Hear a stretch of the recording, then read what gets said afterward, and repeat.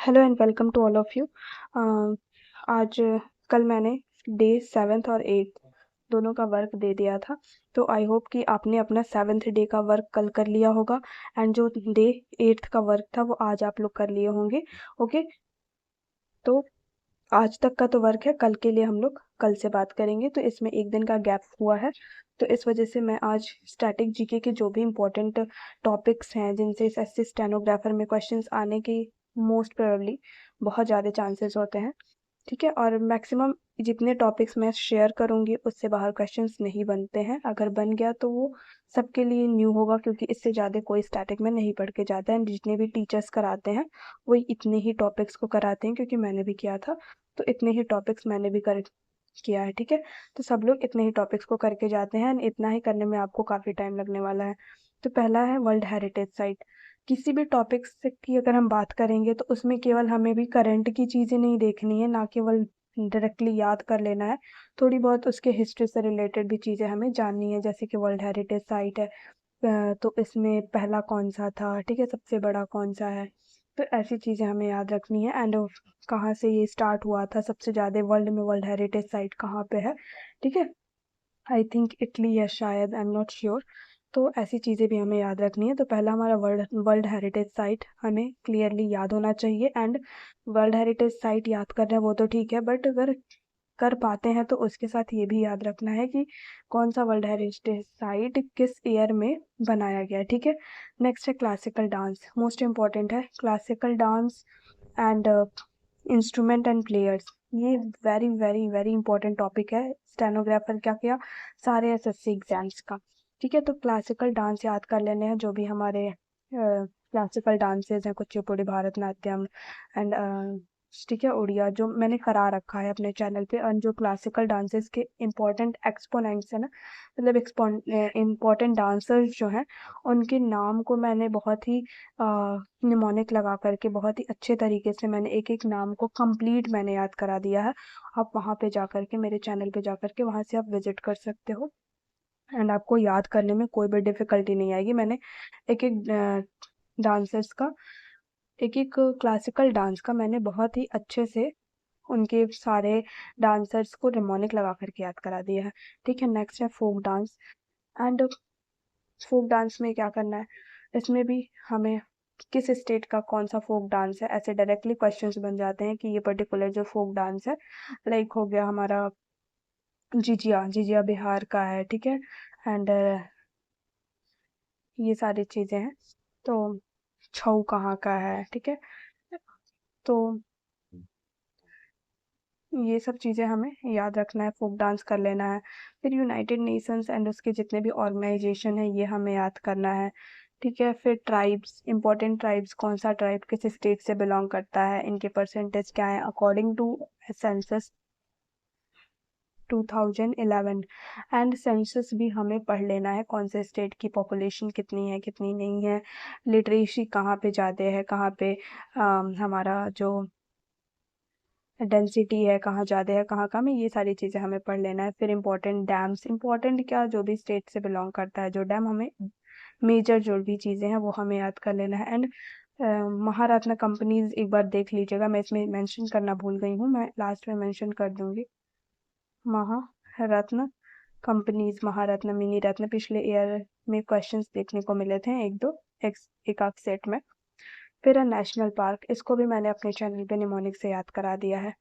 Biosphere reserve याद कर लेने हैं। अगर आप मुझे अभी तो मैंने स्टार्ट किया था नेशनल पार्क, क्लासिकल डांस, ये दोनों मैंने अपने चैनल पे कराया था, बट मुझे रिस्पांस अच्छा नहीं मिला, इस वजह से मैंने फिर उसको कंटिन्यू नहीं किया। बट अगर आपका रिस्पांस अच्छा आता है, आप चाहते हैं कि मैं इन सब चीज़ों को निमोनिक से याद करवाऊँ, क्योंकि जो भी चीज़ें मैंने याद करा है सब मैंने निमोनिक से याद किया है। और निमोनिक से याद करते हो ना तो वो आपको चीज़ें लंबे समय तक याद रहती हैं, कभी भूलता नहीं है। एंड अगर आप रिवीजन करते हो ना तो बहुत ही, मतलब आप एक दो पेज मिनट्स में आप क्लियर कर सकते हो, ठीक है।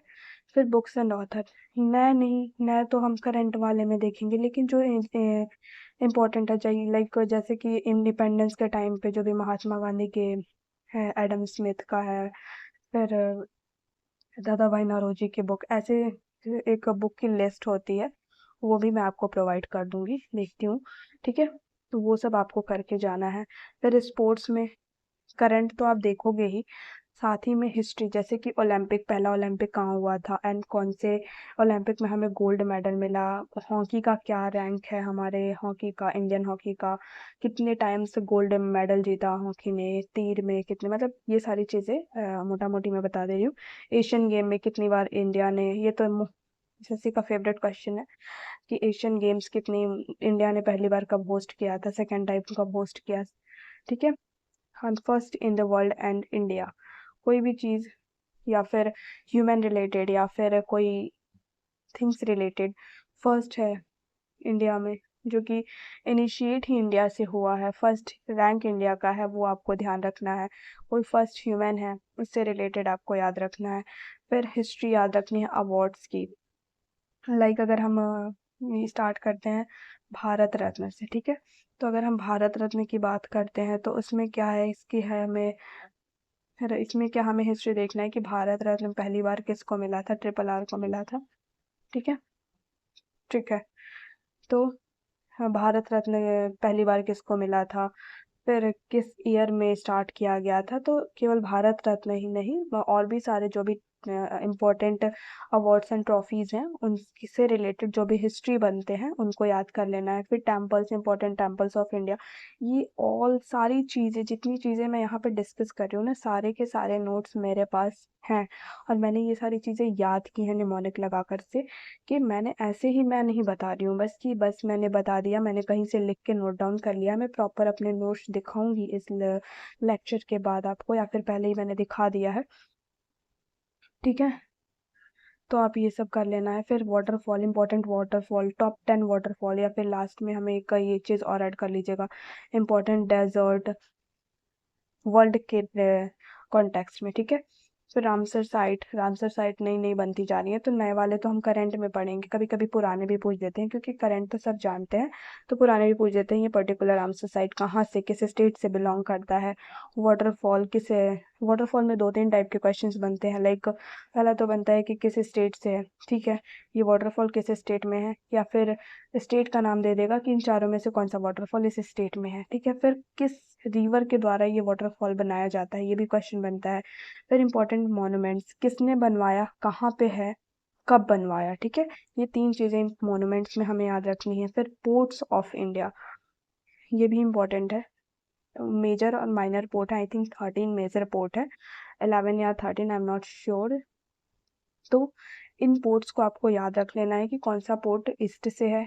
2-3 टाइप के इसमें भी क्वेश्चन बनते हैं। पहले तो पोर्ट दे देगा कि इसको ईस्ट में से कौन सा है और वेस्ट से कौन सा है, फिर ईस्ट में ही सीक्वेंस आपको अरेंज करना होगा, या फिर कुछ स्टैटिक रिलेटेड, स्टैटिक या फिर उससे उस पर्टिकुलर पोर्ट से रिलेटेड कुछ इंपॉर्टेंट जो भी ट्रिविया होंगी, इंपॉर्टेंट इन्फॉर्मेशंस होंगे, उनसे रिलेटेड भी आपसे क्वेश्चंस पूछ सकता है। ठीक है, फिर नोबेल प्राइज, नोबेल प्राइज आपको याद रखना है कि 2 चीज़ें, पहली बार की नोबेल प्राइज किस पर्टिकुलर एरिया में कब स्टार्ट हुआ। लाइक इकोनॉमिक्स की बात करें, आई थिंक 69 में, 1969 में इकोनॉमिक्स स्टार्ट हुआ था, इसमें मैं श्योर हूँ।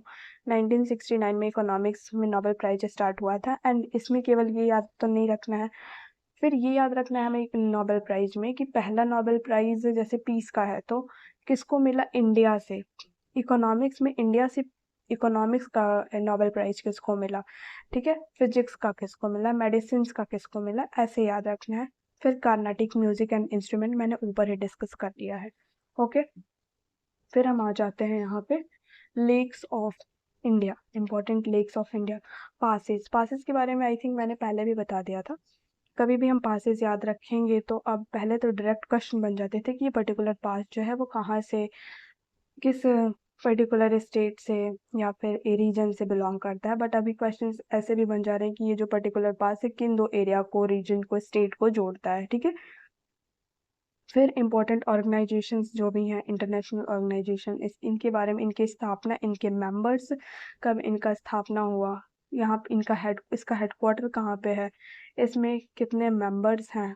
ठीक है, इंडिया उसका मेंबर है कि नहीं है, तो ये सारे इंफॉर्मेशंस हैं जो कि आपको याद करने हैं। ठीक है, नेक्स्ट है इंटरनेशनल ऑर्गेनाइजेशन, ये हो गया। फिर ये सबसे लास्ट में आप रखिएगा प्रेसिडेंट, और ये 5 ईयर प्लान तो मोस्ट इंपॉर्टेंट है, इसको तो पढ़ के ही जाना है, ठीक है, पढ़ के जाना है। और स्टार्टिंग के जो 5 ईयर प्लान है ना, उनमें जो भी इंक्रीमेंट हुआ है, ग्रोथ रेट जो बढ़ा है, उसको ग्रोथ रेट जरूर याद कर लीजिएगा। एंड एक ये भी होता है कि किसके मॉडल पे बेसिस था, ठीक है, 5 ईयर प्लान किस मॉडल पे था, बेस था इसका। तो इसमें क्या याद करना है कि जैसे सीक्वेंस याद करना है कि कौन से प्रेसिडेंट का कितने ईयर तक रूल, मतलब कितने ईयर तक वो प्रेसिडेंट थे या प्राइम मिनिस्टर थे, इस टाइप के क्वेश्चंस याद रखने हैं, ठीक है। तो मेरे नोट्स सारे हैं मेरे पास। अगर आपको लगता है, बहुत सारे लोग ऐसे भी बोल देते हैं कि कुछ किया है बस, या फिर ऐसे ही बस बताने आ गई हो, तो बिल्कुल नहीं। कोई भी आजकल किसी को ऐसे ही नहीं कुछ बता सकता है, और कोई इतना बेवकूफ़ नहीं है कि किसी का ऐसे भी सुन के चला जाए, ठीक है। तो ये सब बातें नहीं करनी है।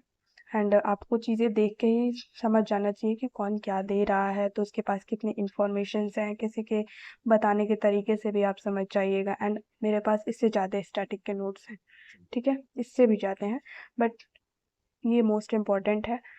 तो ये सारी चीज़ें मेरे पास वर्ल्ड के भी हैं, जैसे कि वर्ल्ड में कौन सी रिवर लंबी है, उससे रिलेटेड पासेज, फिर ऐसे माउंटेन्स से रिलेटेड क्वेश्चंस बन जाते हैं ना, एल्प्स है, फिर और भी सारे माउंटेन्स हैं, तो उससे रिलेटेड भी है।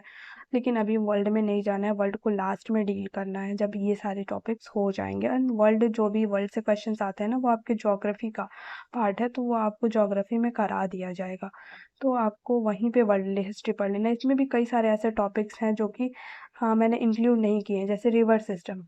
रिवर सिस्टम ये क्या है, ड्रेनेज सिस्टम हो गया, ये सारा पार्ट क्या है, ये हमारा पार्ट है, स्टैटिक का नहीं है, ये रिवर सिस्टम पार्ट है हमारा ज्योग्राफी का, और इसको ज्योग्राफी में आपका टीचर्स ने करा रखा होगा, ठीक है। तो स्टैटिक में हमें इतनी ही चीज़ें पढ़नी होती हैं। वैसे तो ये रामसर साइट ये सब है ज्योग्राफी का ही पार्ट, बट ये स्टैटिक में आता है, स्टैटिक के ही टीचर्स इसको कराते हैं। और ये सारे टॉपिक्स अगर आप कर लेते हो ना, तो इससे बाहर नहीं आने वाला है क्वेश्चन। बस ये चीज़ें रखनी है कि जो भी पढ़ना है सॉलिड पढ़ना है, अच्छे से पढ़ना है, कि पढ़ने के बाद रेयर क्वेश्चंस, एक दो क्वेश्चंस, जैसे कि मैंने कोई भी एक टॉपिक करा, तो इतना गारंटी नहीं कोई कर सकता कि 100% क्वेश्चन, जैसे कि आपने क्लासिकल डांसेस पूरे याद कर लिए, उनके मेजर डांसर्स भी याद कर लिए, लेकिन ज़रूरी नहीं है जितने डांसर आपकी अपनी कैपेसिटी के अकॉर्डिंग ही तो याद करोगे ना। तो ये ज़रूरी नहीं है कि क्लासिकल डांसर्स जितने आपने याद किए हैं एग्जामिनर उतना ही पूछे, बट एक सर्टेन लिमिट तक हम याद करके जाएंगे जो इम्पोर्टेंट है, या फिर जो प्रीवियस ईयर में आ चुका है, जो ऑलरेडी लोग क्या कर चुके हैं, याद किए हैं, या फिर उससे ज़्यादा नहीं पूछ सकता है। तो आप अब दिन भर या फिर पूरे एग्जाम तक हम क्लासिकल डांसेस तो नहीं पढ़ेंगे, एक सर्टेन लिमिट तक हमें चीज़ें पढ़नी है, बट जितनी भी हम पढ़ेंगे उसको रिवीजन करते जाना है, करते जाना है। ह्यूमन माइंड है, कोई चीज़ें हम एक बार में याद नहीं कर पाते हैं, तो रिवीजन करना है। एंड निमोनिक्स जरूर से अप्लाई करना है। जब हमें एग्जाम में कंफ्यूजन होता है, प्रेशर बना होता है, तो उस टाइम निमोनिक एकदम हमारा रामबाण पेनेस्टिया वाला काम करता है। तो उस निमोनिक मेरे अकॉर्डिंग बेस्ट है। एंड मैं किसी भी चीज़ को निमोनिक से याद करती हूँ, चाहे वो इडियम्स हो, फ्रेजेस में भी मैंने थोड़ा बहुत अप्लाई किया था, मैंने ये आपको बताया भी था। एंड वोकैबलरी, वोकैबलरी तो मैं जैसे, मुझे बहुत डर लगता था वोकैबलरी से, एक टाइम पे मैं स्किप करती थी, मतलब मुझे ये था कि बिना वोकैबलरी के ही मुझे एग्ज़ाम देना है। बट ऐसा फिर मुझे रियलाइज़ हुआ कि बिना वोकैबलरी के काम नहीं चल सकता है, क्योंकि वोकैबलरी केवल एंटोनिम सिनोनिम तक ही लिमिटेड नहीं है। वोकैबलरी हमारे पैसेज में, क्लोज टेस्ट में, एरर में, हर एक चीज़ में उसका यूज है। तो फिर मैंने वो कैब स्टार्ट किया, ठीक है। एंड आपने भी देखा होगा शायद आदित्य रंजन सर का वोकैबलरी, उन्होंने 20 या 25 क्लासेस ले रखा है, 250 मीनिंग्स उन्होंने करा रखा है, उनका मैंने किया। एंड उसके बाद से मुझे एक वो मिल गया कि मुझे किस तरीके से याद करना है। फिर मैंने खुद से निमोनिक अप्लाई करना स्टार्ट कर दिया। एंड मैं आपको कभी अपने वो कैब की बुक कॉपी दिखाऊंगी, उसमें मैंने सारे मीनिंग के बगल में एक लंबा लंबा पेंसिल से उसके निमोनिक्स लिख रखे हैं, कि मैं जब रिवीजन करूंगी तो निमोनिक भी याद आएगा मुझे, ठीक है। एंड एक टाइम पे आपको उस निमोनिक की भी ज़रूरत नहीं पड़ेगी, एक दो बार आप रिवीजन कर लीजिएगा ना, तो वो कैब की निमोनिक्स, आपको निमोनिक की ज़रूरत ही नहीं पड़ेगी, आप ऐसे ही उसको क्या करिएगा, कर लीजिएगा, ठीक है। तो वोकेबलरी भी मैंने ए टू जेड जो भी निमोनिक से याद कराने के लिए मैंने किया था स्टार्ट, बट उसमें भी लोगों का रिस्पांस, किसी किसी का अच्छा रिस्पांस नहीं दिख रहा था मुझे, तो मुझे बंद करना पड़ा। कोई भी एफर्ट्स तभी लगाता है जब सामने वाला भी उसको पसंद करे, ठीक है, क्योंकि मैं भी अपना टाइम लॉस ऐसी जगह पे नहीं करना चाहती जहाँ पे लोग उसको पसंद ना करते हो, ठीक है। हालांकि मेरे अकॉर्डिंग वो बहुत अच्छी चीज़ थी जो मैं स्टार्ट की थी, क्योंकि मुझे भी दिक्कत होती थी, और मुझे लगता है कि यूट्यूब पे कोई भी पूरा कंप्लीट वो कैब फ्री में यूट्यूब पे निमोनिक के साथ नहीं करा है, इसलिए मैंने उसको स्टार्ट किया था कि जो लोग स्टार्टिंग में अभी बिगिनर हैं, उनको स्टार्टिंग में ही ये चीज़ें पता चल जाए कैसे याद करना है, एंड अच्छे अच्छे से मज़े मज़े में वो याद कर ले। लेकिन नहीं कर पाई कंप्लीट।